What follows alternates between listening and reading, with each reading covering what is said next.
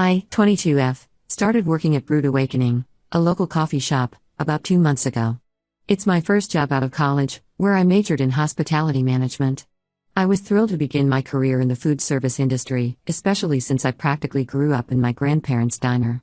The smell of coffee and pastries always reminds me of helping Grandma knead dough for her famous cinnamon rolls on Sunday mornings.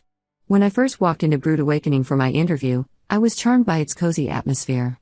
Mismatched vintage furniture, local artwork on the walls, and the rich aroma of freshly ground coffee beans made it feel like home. My manager, Russell, 39M, seemed nice during the interview. He had an easygoing demeanor and a quick wit that put me at ease. I remember thinking how lucky I was to find such a great first job.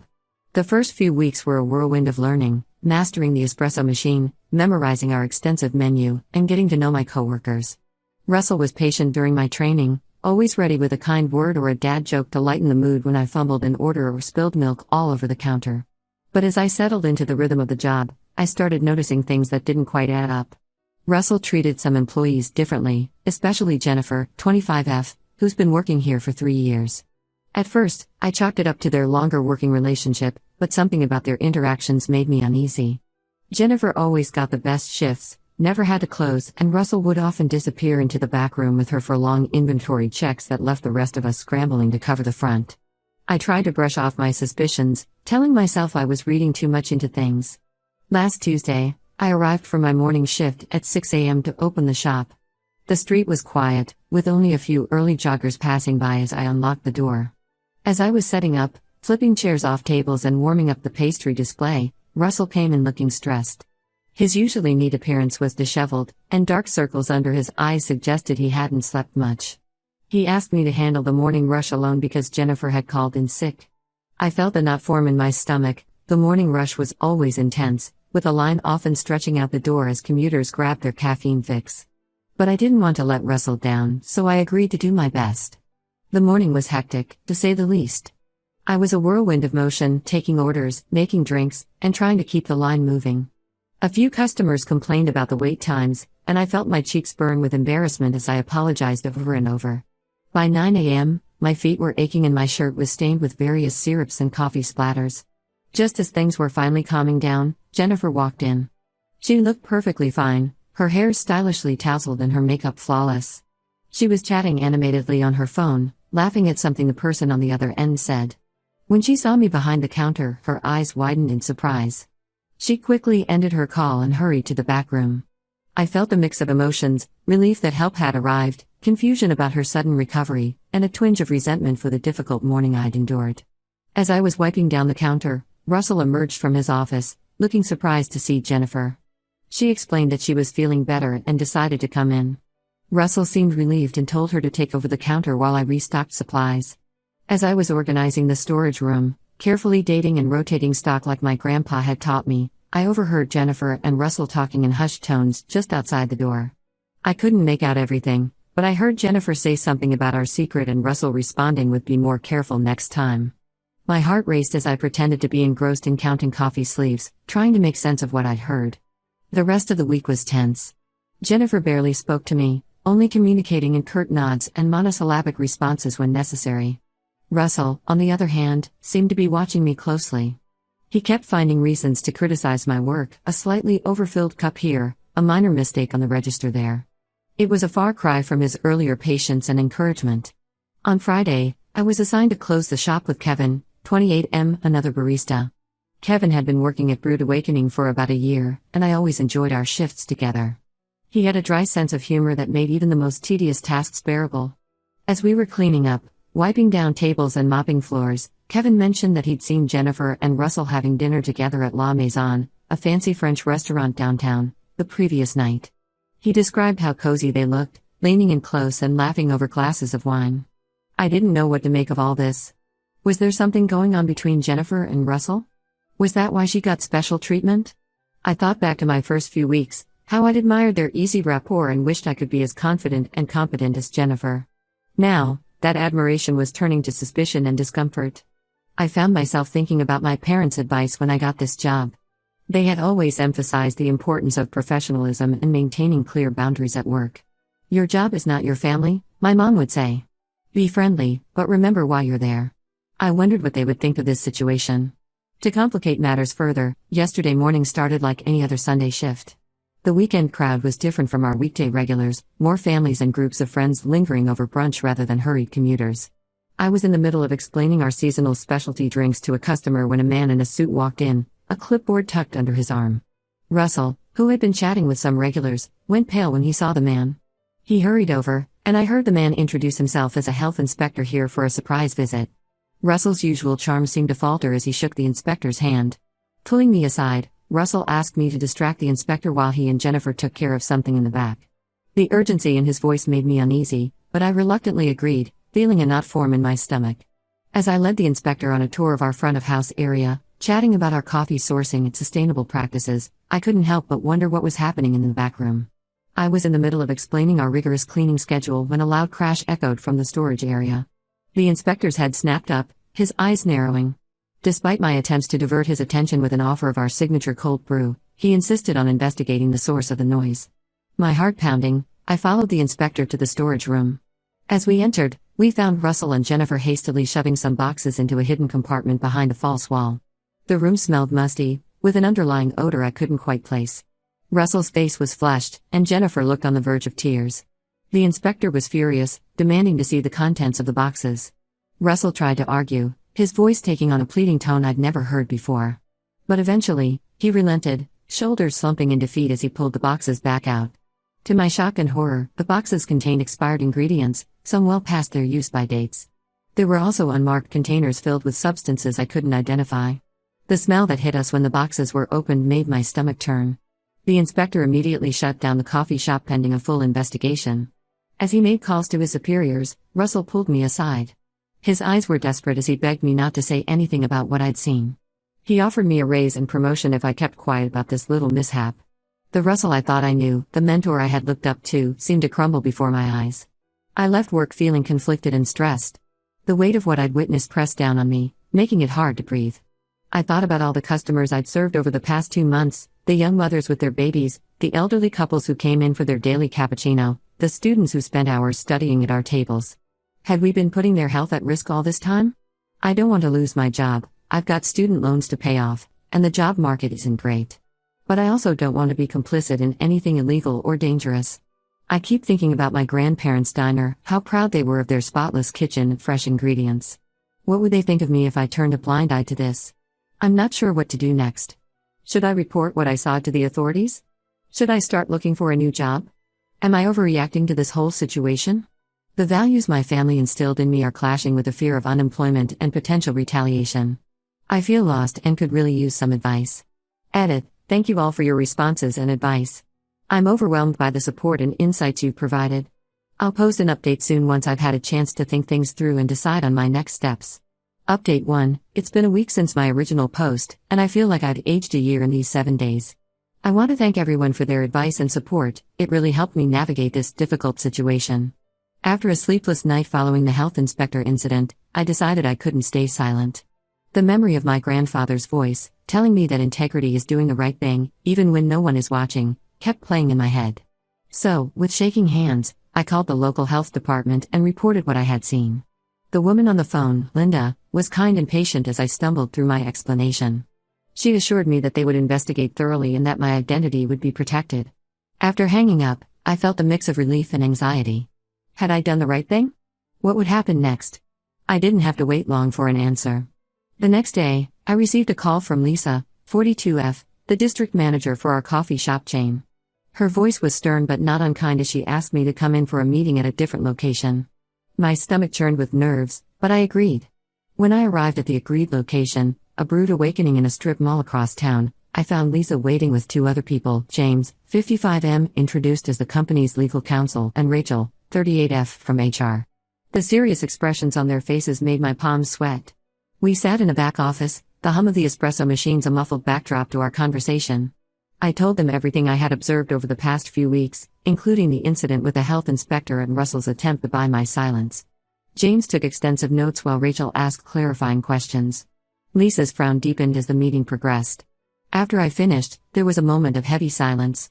Then Lisa thanked me for coming forward, her voice softer than before. She explained that they took these allegations very seriously and that an internal investigation was already underway, running parallel to the health department's inquiry. To my surprise, Lisa then offered me a temporary position at another location while everything was being sorted out. She emphasized that this was to protect me from any potential retaliation and not a punishment. I accepted, feeling a wave of relief wash over me. At least I wouldn't lose my income.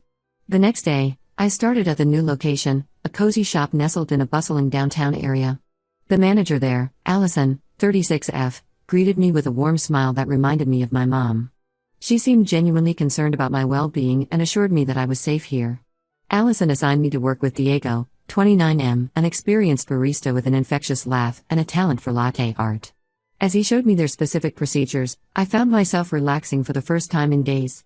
The familiar rhythms of brewing coffee and serving customers helped ground me. However, just as I was starting to feel settled, my phone buzzed with a series of angry text messages from Jennifer. My heart raced as I read her words, accusing me of ruining everything and threatening to make me pay. With shaking hands, I showed the messages to Allison, who immediately contacted HR. They advised me to block Jennifer's number and document any further attempts at contact. Over the next few days, I threw myself into learning the ropes at the new location. It was refreshing to work in an environment where everything was done by the book. Diego was patient and helpful, showing me little tricks to improve my latte art and sharing funny stories about regular customers. But even as I began to enjoy work again, the situation at my old location was far from resolved. Through whispered conversations and cryptic texts from former co-workers, I heard that the health department had conducted a thorough investigation and found numerous violations. The shop remained closed, and rumors were swirling about potential legal consequences for Russell and possibly Jennifer. On Friday, just as I was clocking out after a busy shift, Lisa called me again. Her voice was grave as she informed me that based on the findings of both the internal and health department investigations, Russell had been terminated. Jennifer was also let go due to her involvement in the health code violations and her threatening behavior towards me. Then, Lisa's tone changed. She surprised me by offering me a permanent position at my current location, with a slight pay increase to boot. She explained that they were impressed by how I handled the situation and wanted to retain honest employees like me. The irony wasn't lost on me. My integrity, which I had feared might cost me my job, was now being rewarded. As I walked home that evening, the setting sun painting the sky in shades of orange and pink, I felt a complex mix of emotions. Relief that action had been taken, gratitude for the new opportunity, but also a lingering sadness for the way things had unfolded. I couldn't help but think of Russell and Jennifer, wondering what had led them to make such poor decisions. I'm still processing everything that's happened. While I'm glad I spoke up, the stress of the past week is catching up with me. I find myself jumping at sudden noises and checking over my shoulder more often than I'd like to admit. The weight of the situation, the potential harm to customers, the loss of jobs, the breach of trust, sits heavy on my shoulders. I'm planning to accept the permanent position offer, but I'm also considering reaching out to a counselor to help me work through the emotional impact of this experience. The support from my family has been invaluable, but I think I might benefit from professional help to process everything. Has anyone been through something similar? How did you cope with the aftermath of reporting workplace misconduct? And how do you rebuild trust in your workplace and colleagues after something like this? Any advice would be greatly appreciated. Update 2. It's been about a month since my last update, and I wanted to share some developments with you all. Life has settled into a new normal, but the ripple effects of what happened continue to shape my days in unexpected ways. I accepted the permanent position at the new Brood Awakening location, and overall, things have been going well. Allison has proven to be a supportive manager, always ready with a listening ear or a word of encouragement when needed. I've formed good relationships with my co-workers, especially Diego. We've even started hanging out outside of work, grabbing dinner or catching a movie now and then. It's nice to have a friend who understands what I've been through. However, the aftermath of the situation at my old location continues to unfold in ways I hadn't anticipated. Last week, I received a subpoena to testify in a case against Russell. Apparently, the health code violations were just the tip of the iceberg. The authorities uncovered evidence of tax evasion and possibly some other illegal activities that I'm not privy to. When I saw the official document, my hands shook so badly I could barely read it. The reality of the situation hit me anew. This wasn't just about expired milk or mislabeled syrups anymore. This was serious, potentially life-altering stuff for everyone involved. I was a ball of nerves thinking about testifying, but James from legal has been incredibly helpful. He's been preparing me for what to expect in court, walking me through the process step by step. The company is covering any legal fees I might incur, which is a relief I hadn't even thought to hope for. In an unexpected turn of events, Kevin from my old location reached out to me. We met for coffee, at a different shop, ironically, and he apologized for not speaking up sooner. He admitted that he had suspicions about what was going on but was too afraid to say anything. The guilt was written all over his face as he explained how he convinced himself it wasn't his problem to solve. Now, he's working with the authorities and might also be testifying. It was a bittersweet reunion, tinged with shared regret and anxiety about what's to come. On a personal note, I've been struggling with anxiety since this all began. Loud noises make me jump, and I've caught myself obsessively checking expiration dates on everything in my fridge. I started seeing a therapist, Dr. Martinez, which has been helping me process everything. We've been working on grounding techniques and cognitive behavioral strategies to manage my anxiety. It's been challenging to balance my mental health with the ongoing legal proceedings and my job responsibilities, but I'm taking it one day at a time. I've also had to deal with some unexpected backlash on social media. Someone, I strongly suspect it was Jennifer, posted about me being a snitch in a company sellout on a local Facebook group for service industry workers. The post was quickly taken down after I reported it, but not before it caused me some stress. I was hurt by the comments, especially from people who didn't know the full story. Allison and HR have been supportive, offering to take further action if needed, but I'm hoping it was just a one-time thing. Despite these challenges, I don't regret my decision to come forward. Last week, I received a message from a former regular customer of the old location. She thanked me for potentially preventing her and her young children from consuming contaminated products. It was a small thing, but it helped reinforce that I made the right choice, even when it feels like my world has been turned upside down.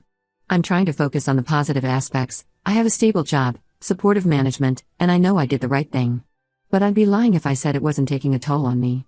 Some days, I feel strong and proud of my actions. Other days, the weight of everything that's happened threatens to overwhelm me. I find myself thinking about Russell and Jennifer more often than I'd like. I wonder about their motivations, what led them to make the choices they did. Were they just greedy, or were there extenuating circumstances I don't know about? It's a reminder that people are complex, and situations are rarely black and white. As I prepare for the upcoming trial, I'm trying to find ways to move forward. I've started volunteering at a local food bank on weekends, which helps me feel like I'm making a positive impact in a different way. I'm also considering taking some online courses in business ethics, hoping to gain a deeper understanding of the issues at play in situations like the one I encountered. How do you move on from something like this? Any advice on maintaining professionalism while dealing with personal stress would be appreciated. And for those who have testified in court before, do you have any tips for staying calm and collected on the stand? Thank you all again for your continued support. It means more than you know. Update 3. It's been 6 months since this all began, and I wanted to provide a final update. So much has changed, yet in some ways, it feels like I've come full circle. The legal proceedings against Russell have concluded. He pleaded guilty to multiple charges, including health code violations, tax evasion, and fraud. He's facing significant fines and jail time. Jennifer also pleaded guilty to lesser charges and received probation and community service. Testifying was one of the most nerve-wracking experiences of my life. As I sat on the stand, I could feel my heart pounding in my chest. But I took a deep breath, remembered Dr. Martinez's advice about grounding techniques, and focused on telling the truth as clearly and calmly as I could. The prosecutor told me afterward that my testimony was crucial in securing the convictions. It's a bittersweet feeling. I'm relieved that justice was served, but it's still difficult to reconcile the Russell I thought I knew with his actions. On a more positive note, I've settled into my role at the new Brood Awakening location. Allison recommended me for a shift supervisor position, which I started last month. It's challenging, but I'm enjoying the added responsibility. I find myself drawing on lessons from my grandparents' diner as I navigate this new role. Their emphasis on cleanliness, quality, and treating staff with respect has become my guiding principle. The company has implemented new training programs emphasizing ethical business practices and proper reporting procedures for all employees. They've asked me to share my experience as part of this training, which feels like a constructive way to use what I've been through. It's not always easy to relive those moments, but if it helps prevent similar situations in the future, it's worth it. Personally, I'm doing much better. Continued therapy has helped me process everything and develop better coping mechanisms for stress. The nightmares have mostly subsided, and I'm sleeping better. I've also joined a support group for whistleblowers, which has been incredibly validating. Hearing others' stories reminds me that I'm not alone in this experience. My relationship with Diego has deepened into a close friendship. He's been a rock throughout this whole ordeal, always ready with a bad joke or a shoulder to cry on when needed. We've started a little tradition of trying out a new coffee shop every month, partly for fun and partly to scope out the competition. It's become something I really look forward to. I still think about what happened sometimes, but it no longer consumes me. I'm proud of myself for standing up for what's right, even when it was difficult. This experience has taught me a lot about integrity, resilience, and the importance of speaking up. It's also shown me the value of community, whether it's my family, my coworkers, or you all here on Reddit. Last week, I revisited the street where the original Brewed Awakening was located. The space has been renovated and is now a small bookstore. As I stood there, looking at the new sign and the displays in the window, I felt a sense of closure. That chapter of my life is over, but the lessons I learned will stay with me forever. Thank you all for your support throughout this journey. Your advice and encouragement have been invaluable. If there's one thing I've learned, it's that doing the right thing isn't always easy, but it's always worth it in the end. And sometimes, the hardest experiences can lead to unexpected growth and opportunities. As I move forward, I'm excited about the future. I'm considering going back to school part-time to finish my business degree, with a focus on ethical leadership. Who knows? Maybe someday I'll open my own coffee shop, one that honors the legacy of my grandparents' diner and the lessons I've learned along the way. For anyone out there facing a similar ethical dilemma, remember, trust your instincts, seek support, and don't be afraid to stand up for what's right. It might not be easy, but you're stronger than you know.